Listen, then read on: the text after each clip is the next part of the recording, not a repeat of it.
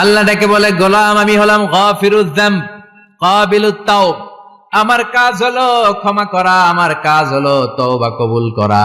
শয়তানের কাজ হলো ওয়াসওয়াসা দেওয়া, আমাদেরকে ভুল পথে নিয়ে যাওয়া।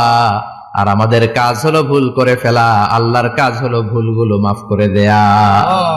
আল্লাহ ডেকে বলে, গোলাম তোরা যদি ভুল না করতি, তোরা যদি পাপ না করতি, তোরা যদি অন্যায় না করতি, তোদেরকে ধ্বংস করে দিয়ে এমন একটা জাতি আমি এই দুনিয়ার বুকে তৈরি করতাম যারা সকালবেলা ভুল করে দুপুরে মাফ চাইতো, দুপুরে ভুল করে রাত্রে মাফ চাইতো, আজকে ভুল করে আগামীকাল মাফ চাইতো। আর আমি আল্লাহ গুনাহগুলো তাদের সব ক্ষমা করে দিতাম।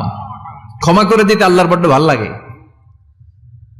বান্দা আল্লাহর কাছে বারবার চাক, চোখের পানি ছাড়ুক, এটা আল্লাহ পছন্দ করে।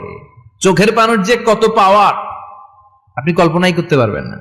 অনুশোচনার চোখের পানি চোখ বেয়ে নাকের ডগা পেয়ে জমিনে পড়ার আগেই আল্লাহ এই বান্দারে মাফ করে দেয়।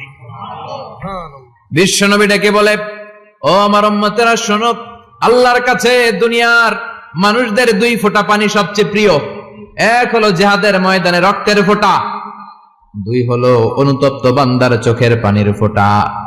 কত ভুল আপনি করেছেন, কত অন্যায় আপনি করেছেন, কত পাপ আপনার হয়েছে, কত মিথ্যা আপনি বলেছেন, কয় ওয়াক্ত নামাজ ছেড়েছেন, কয় লাখ টাকা ঘুষ খেয়েছেন, কত যৌতুক আপনি খেয়েছেন, কত মিথ্যা আপনি বলেছেন।